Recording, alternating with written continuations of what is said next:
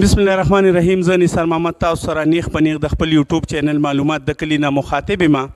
نن زه خپل علاقې شیخانو کلي مسلم آباد کې د مومندانو محله چې ده هغې کې زه د هغې په مسجد کې ولاړ یم چې یو نوی مسجد تعمیر شلو او زه خپل خوږ دوست اصل محمد چې موږ سره په خپله کابینه کې کونسلر هم پاتې شوی دی نو هغې ته هم د خپله سیډه مبارکي ورکوم او هغې نه دا پوښتنه کوو چې سبا به دلته افتتاحي پروګرام لا څوک تشریف راوړي نو د هغې په باره کې دې قوم ته یو وضاحت او خبر ورکړئ.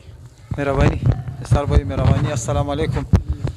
تقریبا انشاءالله چې مفتی عبدالله شاه صاحب به تشریف راوړي یو سید الله شاه صاحب چې کوم اف ام ریډیو باندې هغې دغه کوي دا خبرې کوي نو ټول چې څونه حضرات زموږ دا خبرې اوري کانکولې والے دي او که واخد ګړی وي څونه یون کونسل والے دي غونډو حضراتو ته زموږ دا درخواست دی تاسو پکې شرکت وکړئ انشاءالله.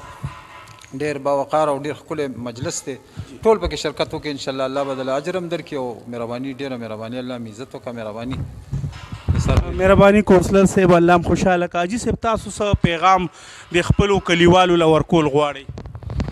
السلام علیکم ورحمت الله وبرکاته. بس الحمدلله چې موږ باندې الله تعالی رحم وکړو چې زموږ د غریبانانو زړونو ته الله پاک وکتل او الله پاک د خپل کور د ابتدا او د خپل کور د جوړولو یو وس او توفیق موږ له راکړو. زه په دې باندې ډېر فخر کوم الحمدلله. ډېر مسجدونه تیار شو شکر الحمدلله ټول د الله کورونه دي دا هم الله تیار کړو انشاءالله چې څوک پکې مونځ کوي او دعاګانې پکې کوي زموږ د ګناهګارو هم پکې الله پاک چې کوم دی هغه دعا قبوله کړي. الله دې محلې والا سره ډېر ښه وکړي. اوس کوشش زموږ دا دی چې د محلې ته زموږ ټول دا درخواست دی چې په اتفاق سره مونځ له راځئ دا په عبادت آبادېږي په تعمیر باندې آبادېدل الله آباد کړو انشاءالله. اوس کوشش دا دی چې په عبادت باندې آباد شي او دې کې مونځ دپاره ښه په خوشحالۍ سره ښه په سکون سره راځي هر یو شي پکې انشاءالله الله پاک بندوبست کړی دی هېڅ کمی هم پکې شکر دی نشته او بس راځئ خپل عبادتونه پکې کوئ سبقونه مونځونه چې پکې ویل شي بس اجر به ټولو ته میلاویږي انشاءالله. الله هم خوشحاله کړي. السلام علیکم.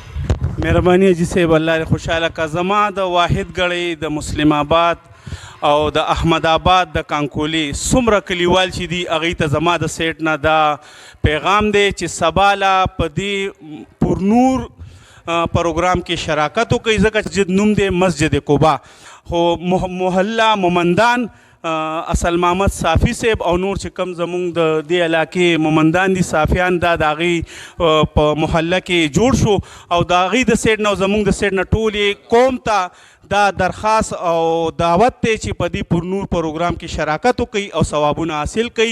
چینل سبسکرایب کړئ ملګرو سره شیر کړئ چې ټول په دې پرنور پروګرام کې شراکت وکړي. ډېره مهرباني. الله پامان الله هم خوشحاله کړه.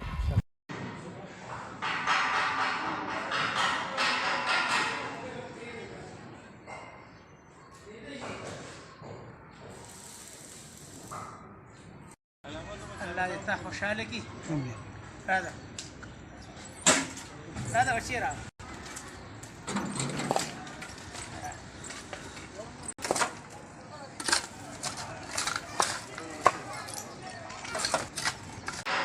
Muy bien.